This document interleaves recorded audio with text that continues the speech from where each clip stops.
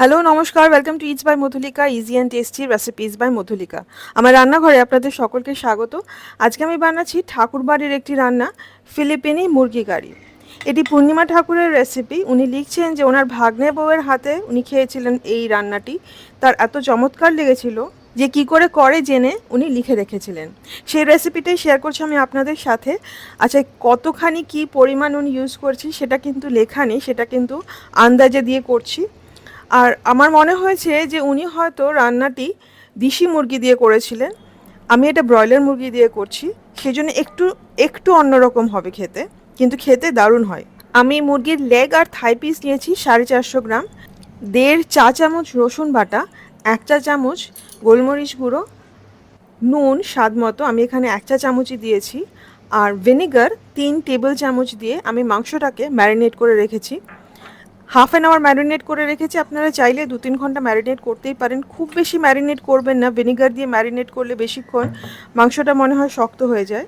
এবারে পেঁয়াজ বেরেস্তা বানানোর জন্যে পেঁয়াজ স্লাইস করে নেব। আমি 5টা ছোট পেঁয়াজ স্লাইস করে নিচ্ছি। এতটা পেঁয়াজ বেরেস্তা লাগবে না, কিন্তু আমি আগেই বলেছি যে পেঁয়াজ বেরেস্তা বানালে রান্নায় দেওয়ার আগেই শেষ হয়ে যেতে চাই, সুতরাং আমি যখনই পেঁয়াজ বেরেস্তা বানাই একটু বেশি করে বানাই। নারকেলের দুধ লাগছে 1.5 কাপ। এখানে আমি 40 গ্রাম নারকেলের দুধের গুঁড়ো মিশিয়ে রাখছি গরম জলের মধ্যে। এটা খুব ঘন দুধ হবে, এটাকে একটুখানি আমি পাতলা করে নেব। খুব ভালো হয় যদি বাড়িতে বানানো নারকেলের দুধ ইউজ করা হয়, তাহলে ফার্স্ট এক্সট্র্যাক্টটাই কিন্তু 1.5 কাপ দেবেন, মানে ঘন ফার্স্ট এক্সট্র্যাক্ট, প্রথমবার যে নারকেলের দুধটা বেরোবে সেটা 1.5 কাপ দিতে হবে। আর কিছুই লাগছে না, রান্নাটা এবার শুরু করা যাক। একটা কড়াইতে 3/4 কাপ সাদা তেল, আমি এখানে রিফাইন্ড অয়েল গরম করে নিচ্ছি। তারপরে তার মধ্যে আমি পেঁয়াজগুলো দিয়ে দেবো, পাতলা পাতলা করে কেটে রাখা পেঁয়াজগুলো, পেঁয়াজ বেরেস্তা বানানোর জন্যে। পেঁয়াজ বেরেস্তা আর কিছুই না, খালি আমি হাই ফ্লেমে এটাকে ভাজবো যতক্ষণ না লাল লাল করে পেঁয়াজটা ভাজা হচ্ছে।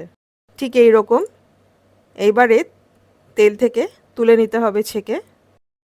এটা একদম ক্রিস্পি হবে।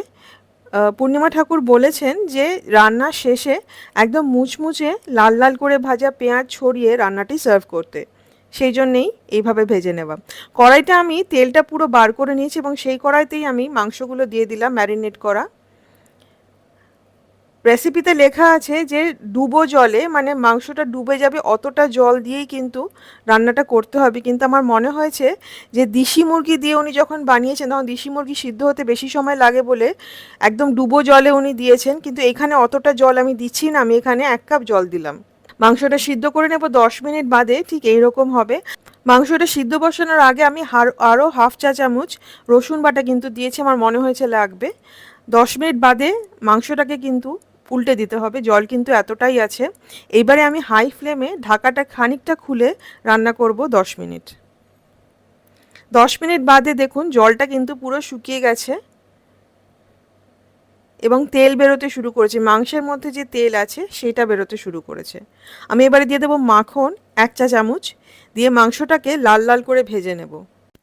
রেসিপি অনুযায়ী মাখনের পরিবর্তে বাদাম তেলও কিন্তু ব্যবহার করা যায়। ঢাকা দিয়ে ভাজবো, হাই ফ্লেমে ভাজবো।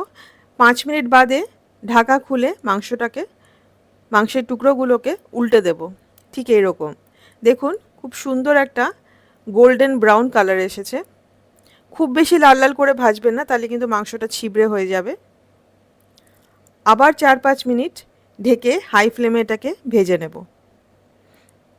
2 পিঠ যখন একদম প্রপারলি ভাজা হয়ে গেছে, এবারে দিয়ে দেব নারকেলের দুধ 1.5 কাপ। এই নারকেলের দুধটাই কিন্তু এই রান্নার সবথেকে ইম্পর্ট্যান্ট ইনগ্রেডিয়েন্ট মাংস ছাড়া। বাটিটা ধুয়ে আরও হাফ কাপ জল আমি দিয়ে দেব। খুব ভালো করে মাংসটাকে মিশিয়ে নেব। এই সময় নুনটা চেখে নেবেন, নুনটা চেখে নিয়ে যদি নুন আরও লাগে তাহলে আরও একটু দিতে হবে। আমার এখানে মনে হয়েছে আর একটু নুন লাগবে, আমি আরও হাফ চা চামচ নুন কিন্তু দিয়ে দিলাম।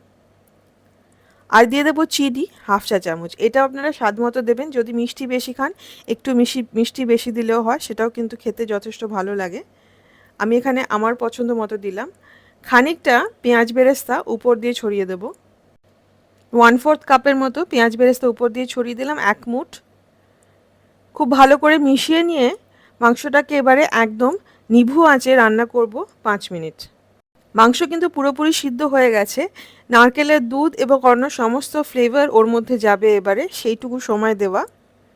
5 মিনিট বাদে ঠিক এইরকম দেখতে হবে মাংসটা, একটুখানি ব্রাউন ব্রাউন পেঁয়াজ বেরেস্তার জন্যে, আর খুব সুন্দর একটা গন্ধ বেরোচ্ছে।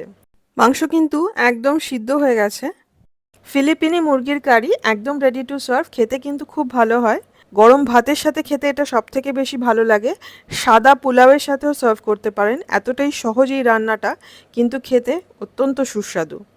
পূর্ণিমা ঠাকুরের এই রান্নাটি আপনারা অবশ্যই বানাবেন এবং আমাকে কমেন্ট করে জানাবেন যে আপনাদের কেমন লাগলো। রেসিপিটা ভালো লাগলে প্লিজ লাইক করবেন, শেয়ার করবেন। আমার চ্যানেল ইটস বাই মধুলিকা অবশ্যই সাবস্ক্রাইব করবেন। সাবস্ক্রাইব করার সময় বেল আইকনটি প্রেস করতে কিন্তু ভুলবেন না। বেল আইকনটি প্রেস করা থাকলে আমি যখনই কোনো রেসিপি পোস্ট করব, প্রথম নোটিফিকেশন আপনার কাছেই যাবে।